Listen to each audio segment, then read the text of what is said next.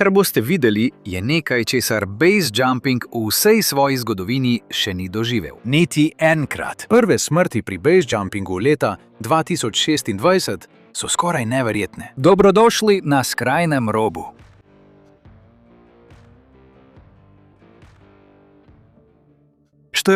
junija 2026. Majhna skupina je prispela na to odmaknjeno območje kanjona, približno 30 milj od Moaba v Utahu, imenovano Mineral Bottom. Prišli so na base skok, najbližje temu, da človek leti kot ptica. In eden izmed moških, ki so se pripravljali na polet tistega jutra, je bil Danny Joe Craggle. Danny ni bil novinec na nebu. Imel je več kot 100 samostojnih skokov s padalom za sabo. Dovolj dobro je razumel tveganje in padala. A nikoli ne moreš biti preveč previden, še posebej, ko počneš to, kar se je Danny pripravljal narediti. Zato si je kot profesionalec, ki pozna svoje meje, poiskal drugega profesionalca za vodnika, najboljšega, kar ga je bilo mogoče dobiti za denar, Andy Lewis. Tistega jutra okoli 8 ure je bila puščavska svetloba še vedno mehka. Jutranji zrak v kanjonu je bil še vedno miren. Nekje v Arizoni. Dannyjeva družina si je ogledovala selfie, ki jim ga je poslal, na katerem se je smejal in bil tik pred tem, da uresniči cilj, ki ga je nosil v sebi že leta. Danny si je nadel padalski pas. In če sodimo po preteklih strankah, imamo kar dobro predstavo, kako je to izgledalo. En moški, ki je skočil s svojim vodnikom Andyjem Lewisom, je povedal, da je Andy razložil vsak del pasu in poskrbel, da je bil vsaka zaponka preverjena in dobro zapeta, preden se je končno priključil na zadnji del opreme, metodično kot vedno. Oba moška sta odšla do roba, pri čemer je bil Danny spredaj, Andy pa za njim, in sistem pasov ju je povezoval od prsi do hrbta. En padalo na Andyjevem hrbtu z izvlečno vrvjo, pripravljeno na izstopni točki. Pod njima, 85 metrov nižje, je bil pobočje razbitega peščenjaka, ki so ga domačini imenovali talus. Potem sta skočila. Izvlečna vrv se je napela za njima, padalski vsebnik na Andyjevem hrbtu se je strgal. Padalo se je pravočasno razprlo v jutranjem zraku. In tisto prvo sekundo Danny Craggle je dobil točno to, za kar je plačal $999. Tla sveta so izginila pod njim, stene kanjona so se dvignile okoli njega in žarele rdeče v zgodnji svetlobi. V ušesih mu je začelo naraščati bučanje vetra in Danny je začutil vznemirjenje, ki ti ga lahko da le letenje kot ptica. Bilo je rutinsko. Bilo je mirno. Bil je, na videz v vseh pogledih, jutro kot vsako drugo izmed stotin, ki so mu predhodila.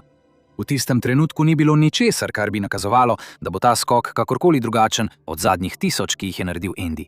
Noben sunek vetra, ni bilo nobenega opozorila.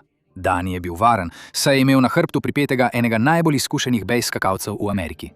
Morda njegovega imena ne poznate. Ampak če ste gledali Madonin nastop med polčasom Super Bowla leta 2012, ste ga že videli. Samo ne veste. Bil je moški v beli togi, ki je poskakoval in se prevračal na traku, širokem en palec, medtem ko je Madonna pela tik za njim pred 114 milijoni ljudi. Večina jih ni imela pojma, da gledajo človeka, ki bo na novo opredelil, kaj lahko človeško telo preživi. Toda moški na tistem odru ni izvajal trika. Pred celotno državo je počel isto, kar je počel vse svoje življenje. Hodil je po meji med nadzorom in katastrofo, ter to naredil videti lahkotno. In celo zabavno. Danny je Andyju zaupal svoje življenje z razlogom. Leta pred to pečino, pred tem kanjonom, dolgo preden si je Andy sploh pripel padalo na hrbet, je bil že obseden z nečim, kar se sliši skoraj preveč smešno, da bi bilo prava športna disciplina. Predstavljajte si, da napnete trak komaj širši od vašega palca med dvema sidrnima točkama in nato poskušate hoditi po njem. Temu pravimo slacklining. Za vas in mene je že to, da pridemo od ene sidrne točke do druge, ne da bi padli, dosežek. Toda Andy se je vprašal, kaj pa, če bi na njem poskakoval kot na trampolinu? Kaj pa, če bi se lahko izstrelil v salto nazaj? Nihče tega še ni storil. Andy je to naredil kot študent iz okrožja Marin v Kaliforniji leta 2004, ko si je na plezalnem izletu izpahnil ramo. Večina ljudi bi si po takšni poškodbi vzela počitek. Andy je napel vrv blizu svojega doma in začel hoditi po njej, medtem ko se mu je roka celila. V enem letu je to postal njegov hobi. V 2 letih je to postal njegov celoten svet. In v nekaj letih je iz nečesa, kar je poznalo morda 70 ljudi, naredil nekaj, kar so vzljubili milijoni, ko je leta 2008 osvojil prvo svetovno prvenstvo v slacklineu. Potem je Andy naredil še korak dlje. Kaj ti, če je hoja po ohlapni vrvi na tleh težka, kaj se zgodi, če jo napneš čez kanjon, pod tabo pa je na stotine čevljev praznega zraka? Mislim, niti treba biti Einstein, da veš, da ena napaka, en sunek vetra ali napačen korak na takšni višini pomeni konec. Za večino ljudi je to preveliko tveganje. Andy ni bil kot večina ljudi. Plesal je moonwalk na vrveh, na petih. 146 metrov visoko med stolpi kazinojev nad Las Vegasom. Ni se ustavil niti tam. Ta človek je hodil po vrveh, napetih med toplozračnimi baloni, 1200 metrov v zraku. In to več kot 100-krat. Da, 100-krat je prečkal visoke vrvi, brez varovalne vrvi in brez pasu. Da bi zagotovil, da en napačen korak ne bo usoden, je začel med hojo po vrvi nositi padalo za bejs skoke. Ideja je bila, da če bi zdrsnil, bi skočil, odprl padalo in upal, da si je pustil dovolj prostora, da se odpre. Tu je poimenoval baselining. In čeprav se iskreno sliši kot nekaj iz filma o Jamesu Bondu, je očitno delovalo. Prinesla mu je tudi ime, saj so ga drugi profesionalni tveganjaši, ljudje, za katere celo njihove matere mislijo, da so nori, so gledali tega človeka, kako hodi po vrveh brez varovanja s padalom kot edinim rezervnim načrtom in so se odločili, da je on tisti, ki je nor. Začeli so ga klicati Sketchy Andy. Nek drug padalec je rekel, da je imel sloves, da je skakal v ožje prostore in odpiral padalo kasneje, kot bi si kdorkoli drug upal. Kljub temu vzdevku so ljudje, ki so dejansko delali z Andyjem, ugotovili, da je eden najbolj previdnih in metodičnih moških v tem športu. In sčasoma ljudje niso več samo gledali njegovih podvigov, začeli so spraševati, ali me lahko naučiš? Leta je bil odgovor običajno ne. In da bi razumeli zakaj, morate vedeti, kaj base jumping sploh je. Padalci skačejo iz letal. Base jumperji namesto tega skačejo z visokih objektov. Stavbe, antenski stolpi, mostovi in pečine. To je celoten šport. Morda se ne zdi zelo drugače od padalstva, vendar, če odmislimo letalo, izgine še nekaj drugega. Padalec skoči iz letala na dovolj veliki višini, da ima dovolj časa, da popravi skoraj vse, če gre kaj narobe. Naprimer, če glavni padalo odpove, lahko odpre rezervno padalo.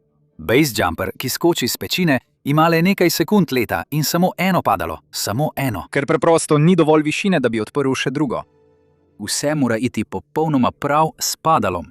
Če odpove, no, potem je konec. Lahko vidite, zakaj se tega ne moreš naučiti v enem vikendu. Večina skakalcev si pogum za base skok nabira skozi stotine padalskih skokov, leta treninga in nešteto ur učenja, kako postaviti telo in brati veter. Ampak Andy je mislil, da obstaja še en način. Kaj pa, če ljudem ne bi bilo treba preživeti let v učenju? Kaj pa, če bi si lahko namesto tega izposodili izkušnje nekoga drugega? Tako je leta 2018 ustanovil podjetje z imenom Base Jump Moab, ki je bilo zgrajeno prav na tej ideji. Namesto, da bi leta porabili za to, da postanete base jumper, lahko v petek prispete v Moab, v soboto zjutraj spoznate Andyja in nekaj ur kasneje stopite z roba pečine, pri čemer je eden najbolj izkušenih base jumperjev v Ameriki pripet na vaš hrbet. On bi imel vse potrebne izkušnje, vi pa bi se samo prepustili. Doživite avanturo, o kateri boste lahko pripovedovali vnukom. In preden rečete, hej, to se sliši popolnoma nepremišljeno, morate vedeti, da je bil Andy eden redkih ljudi v državi s skoraj 1000 skoki base za seboj. 1000. Prislužil si je pravico, da mu je stotine neznancev zaupalo tiste nekaj sekund in vsakič je ta neznanec odšel zgodbo za vse življenje. Njegovo podjetje je imelo stranke od 6 let pa vse do več kot 80, ko so večina njegovih vrstnikov šele začenjali svoje kariere. Andy si je že ustvaril kariero iz športa, ki skoraj da ni obstajal. In to ni bila neka podtajna dejavnost. Oblasti so mu maja 2026 uradno dovolile, da je postal komercialni tandemski base skakalec. Andy Lewis je vodil dovoljeno, zvezno pregledano podjetje z brezhibno evidenco, najvarnejše v tej panogi. Točno to je iskal Danny, Joe Cragen. Kar nas pripelje nazaj do tistega jutra. Nazaj v kanjon. Nazaj k dvema moškima v prostem padu. Ko je Danny stopil z tiste pečine z Andyjem na hrbtu, ni stavil na neznanca. Stavil je na morda najvarnejšo izbiro v tem športu. In za eno sekundo se je ta stava izplačala. Nič ni smelo iti narobe. In prav to je tisto, zaradi česar je to, kar se je zgodilo zatem, tako težko razumeti. Medtem ko je Danny užival v tej izkušnji, se je nad njimi odprlo padalo, ki se je odprlo že skoraj 1000-krat prej. Vsi, ki so do tega trenutka opazovali, bi videli skok kot vsak drug. Visoko nad obema padajočima moškima so se celice padala začele polniti z zrakom. Njegove vrvice so se pod obremenitvijo napenjale. Pri običajnem skoku je to trenutek, ko se tkanina spremeni v krilo in padanje v letenje. A tokrat, nekje v tej preobrazbi, se je ustavilo. Padalo je prišlo ven. Vendar se nikoli ni popolnoma razprlo. Nihče, ki je to opazoval, ne bi mogel povedati natančnega trenutka, ko je postalo jasno. Morda je tam viselo, napol oblikovano, za hip. Morda je bila oblika napačna že od prvega vdiha zraka. Toda na neki točki, v tisti sekundi, stvar nad Andijem in Danijem ni bila več padalo, ki se je odpiralo, ampak je postala nekaj drugega. Samo tkanina. Tkanina, ki je nosila dva moška, ki sta pospeševala prek 80 km/h. In tkanina skoraj ničesar ne upočasni. Če bi to bil običajen skok s padalom z višine približno 4000 metrov, bi imeli skoraj celo minuto prostega pada. Torej, glede na to, da je njihovo glavno padalo odpovedalo, Andy bi ga preprosto odvrgel in odprl rezervno padalo. Toda pečina, s katere sta Andy in Dani pravkar skočila, je visoka le približno 85 metrov. Imela sta približno 3, morda 4 sekunde, preden sta dosegla tla. In nič ju ni upočasnilo. Veliko sem razmišljal o tem, kaj bi Andy morda mislil v tem trenutku. To je človek, ki se mu je enkrat padalo odprlo narobe, ga zabrisalo v steno pečine in je preživel. Če bi kdorkoli na svetu lahko sproti prepoznal odpovedujoče padalo po občutku, bi bil to on. Kar pomeni, da je Andy Lewis skoraj zagotovo vedel, da je šlo nekaj katastrofalno narobe. Preprosto ni imel dovolj višine, da bi lahko karkoli ukrenil. V tretji sekundi ni bilo padala, ni bilo rezervnega padala. In tudi, če bi ga imel, bi bilo tukaj neuporabno. Andy ni mogel storiti ničesar. Karkoli se zgodi naprej, je preprosto to, kar se zgodi. In kar naenkrat sta moška zadela gruščnato pobočje ob vznožju pečine. Pri pečini so Andyjeva ekipa in tesni prijatelji pravkar opazovali celotno dogajanje. Saj za tandem skok potrebujete več kot 2 osebi. Nekdo mora držati vrv na robu. Andy pa je vedno skočil skupaj s svojo ekipo. Za njih je bila celotna nesreča. Od stopa s pečine do udarca ob skale spodaj trajala morda 5 sekund. Približno toliko, kot traja, da preskočiš oglas na YouTubeu. Eden od moških, ki so stali na tej pečini, je bil Jimmy Peterson. Andyjev poslovni partner in njegov tesni prijatelj že 24 let. Drugi je bil Brent Kane, prijatelj Andyja, ki je sicer delal kot reševalec nujne medicinske pomoči in gasilec. In ko so videli svojega prijatelja, ki nikoli ni padel, kako je zgrmel ob skalo svojo stranko, niso oklevali. Jimmy Peterson je šel čez rob takoj za svojimi prijatelji. Ni skočil, ampak se je spuščal, plezal po pečini in nato po tistem pobočju iz drobljenega peščenjaka premikal se je tako hitro, kot mu je teren dopuščal, proti 2 negibljima postavama spode. Toda to, kar je našel, ko je prišel do njiju, je naredilo to jutro bolj kruto, kot bi bil katerikoli hiter konec. Zapomnite si, tandem oprema deluje tako, da je stranka spredaj v pasu, pilot pa zadaj. To pomeni, da je bilo Danjevo telo obrnjeno proti svetu, Andyjevo telo pa je bilo za njegovim. To je standardna postavitev, ki jo je uporabljal za vse svoje stranke. Tako sta ob trku v tisti pobočje ostrega peščenjaka pri več kot 80 km/h. Oba moška nista enako trčila v skale. Danny Joe Craigle, čarovnik za svojo vnukinjo, moški, ki je svoji družini nekaj ur prej poslal nasmejano selfie fotografijo, je žal utrpel vso silo trka. Umrl je v trenutku. Za trenutek so njegovi člani posadke, visoko nad njimi, verjetno mislili, da so izgubili oba. Ampak Andy Lewis je bil še vedno živ. Saj za zdaj. Padec je trajal 5 sekund, a tisto, kar je sledilo, so bile 3 ure agonije. In kar bi se moralo zgoditi naslednje, je bilo nekaj, kar travmatologi imenujejo zlata ura. Eden najstarejših pravil v urgentni medicini je, da ima oseba s katastrofalnimi poškodbami največ možnosti za preživetje, če pride v operacijsko sobo v 60 minutah po poškodbi. Zato reševalna vozila drvijo skozi promet in zato obstajajo medicinski helikopteri, ker je vsaka minuta znotraj te ure, zlata. In če bi Andy zadel tiste skale v središču Salt Lake Cityja, bi do njega travmatološka ekipa lahko prišla v 15 minutah. Tudi v večini podeželske Amerike bi verjetno potrebovali največ 30 do 40 minut. Toda Andy je strmoglavil v Mineral Bottomu v Utahu. Ta kraj je ena zadnjih pravih mrtvih con v Ameriki. Sem ne pride noben signal mobilnega telefona ali radia. In med temi skalami in zunanjim svetom je več kot 30 milj kanjonske ceste. Tako so tudi, ko je Jimmy prišel do obeh moških, globoko v sebi vedeli grozljivo resnico. Nihče ni prihajal, ker nihče drug sploh ni vedel, da se je zgodila nesreča. Ampak Andy je bil še vedno živ. Morali so nekaj storiti. Zato je ekipa razdelila nemogočo nalogo na dva dela. Jimmy Peterson je ostal ob strani svojemu najboljšemu prijatelju, skupaj z ostalimi in storil vse, kar je bilo za Andyja medicinsko mogoče, kar pa ni bilo veliko. In Brent Kane, poleg tega, da je bil Andyjev prijatelj, je bil tudi reševalec in gasilec. Vedel je, da nobena prva pomoč na tistem dnu kanjona ne bo nadomestila travmatologa. Najbolj dragocena stvar, ki jo je lahko storil izurjen reševalec, je bila, da takoj poišče nujno pomoč.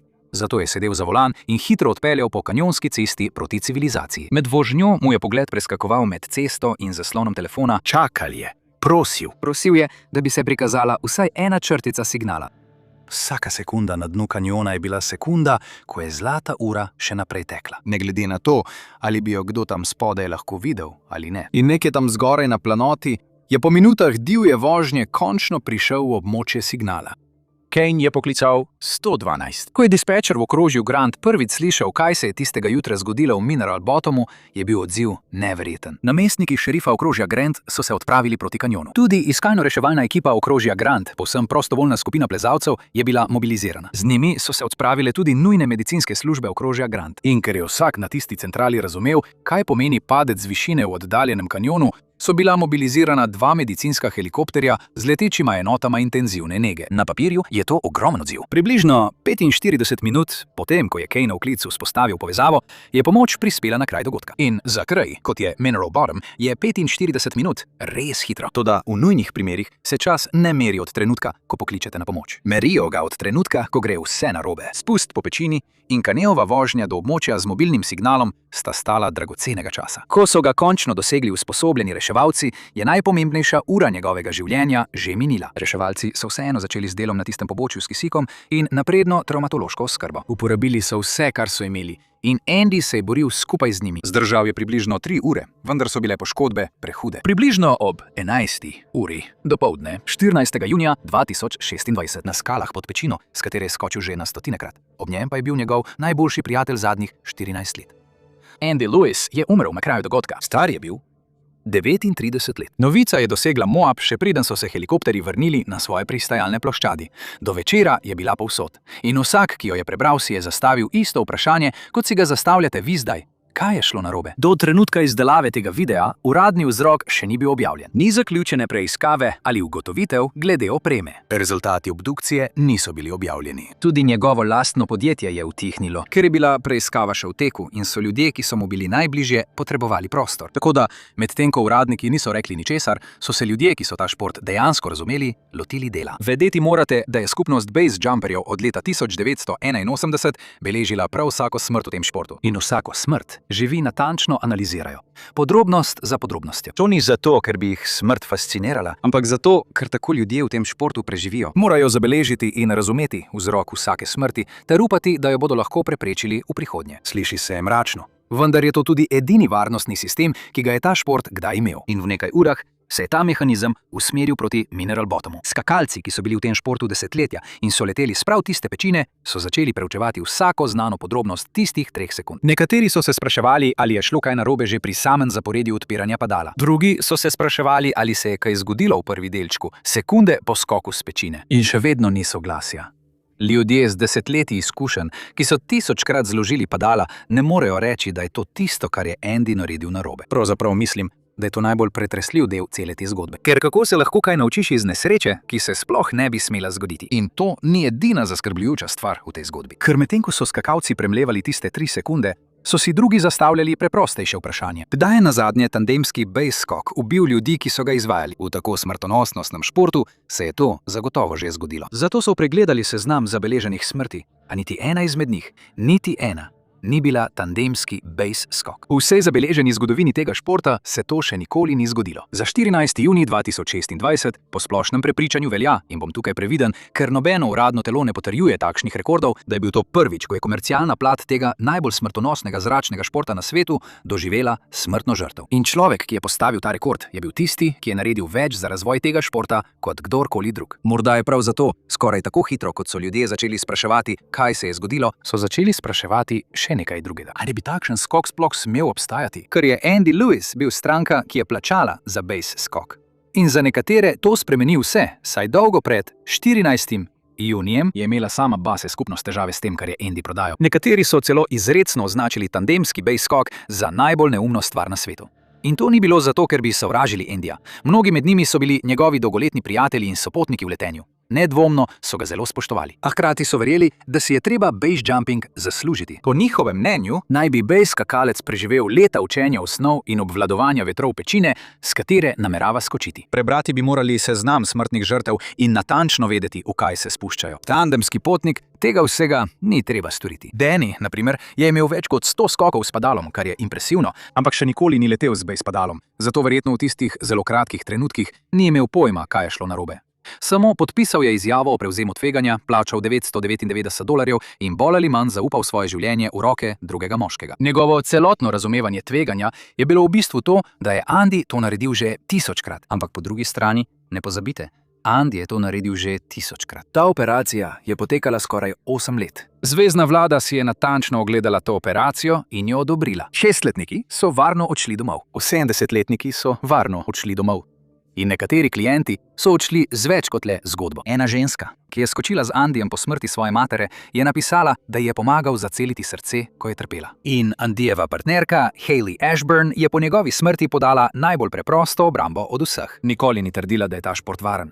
Nihče v base jumpingu tega ne trdi. Rekla je, da ima vsak pravico prevzeti kakršnokoli tveganje, ki ga želi, in da bi se Andy za to pravico boril do zadnjega diha. In se je. Če bi bilo vprašanje preprosto, ali so tandemski base skoki lahko varni, potem je Andy Lewis skoraj desetletje odgovarjal pritrdilno, dokler nekega nedeljskega jutra junija ni bilo več tako. Pokloni Andyju so prihajali od vsepovsod. Thomas Huber, eden najbolj znanih še živečih alpinistov, ga je imenoval najbolj divjega med nami. Jimmy Peterson, prijatelj, ki se je spustil po tistem pobočju in ostal ob njem do konca, je bil strtega srca. Toda prav družina moškega, ki je zaupal Andyju svoje življenje, je dala najbolj osupljiv odziv od vseh. Ker so vsi vedeli, kaj sledi, ko v komercialni dejavnosti umre stranka, ki je plačala. Vmešajo se odvetniki in sledijo tožbe. Nekdo je okrivljen. To je vzorec, ki smo ga pričakovali. Razen da se tukaj to ni zgodilo. Dannyjeva žena Kelly je javno povedala, da ne krivi Andyja. Razumela je tveganja, ki jih je njen mož sprejel, še preden je stopil na tisto pečino. To po njenem mnenju ni bila malomarnost. Bila je le tragedija.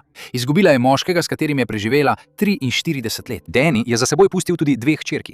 Ni si prizadeval postati naslednja zvezda ekstremnih športov. Star je bil 68 let. Uspešen poslovnež iz Arizone z življenjskim sanjam. Njegova družina ga je opisala kot nekoga z izjemnim smislom za humor, ki je vsak prostor, v katerega je vstopil, prinesel vedrino. Njegova najljubša stvar na svetu je bila izvajanje čarovniških trikov z vnukinjo. Toda Andyjeva družina je izgubila sina, prijatelja, partnerja. Niso videli smisla v ustvarjanju tretje tragedije v sodni dvorani. Mislim, da je to izjemna velikodušnost. Ker je eno sprejeti tveganje, ko gre vse prav. Povsem nekaj drugega pa je sprejeti to, ko se oseba, ki jo ljubiš, nikoli ne vrne domov. Ure pred skokom je Andy objavil še zadnji video. Salto v rdeči skalni kanjon. Preizkušanje nihanja na vrvi. Navdušen nad prihajajočo sezono. Zahvalil se je upravljavcem dronov in zaključil z naslednjim stavkom. Kakšno potovanje je bilo to? In šele se je začelo. Ni imel pojma, da se bo njegova kariera kmalu končala. Andy Lewis je 20 let dokazoval, da lahko spretnost drži smrt na varni razdalji. In za skoraj 1000 neznancev, ki so mu zaupali 3 sekunde svojega življenja, je to tudi držalo. Vsakič. Razen enkrat. To ni bila zgodba o nekom, ki je naredil nekaj nepremišljenega. To je bila zgodba o 2 ljudeh, ki sta naredila vse prav, pa to vseeno ni bilo dovolj. V naši naslednji zgodbi, Sherpa na K2, usmeri svojo kamero proti svojemu plezalnemu partnerju, znanstveniku, ki se spušča po ledeni steni. Miren, pod nadzorom, dela vse prav. Neto premakne kamero, da posname gore. Nekaj sekund kasneje jo premakne nazaj. Vrvi je še vedno tam. Moškega ni več. Ne zamudite naslednjega videoposnetka.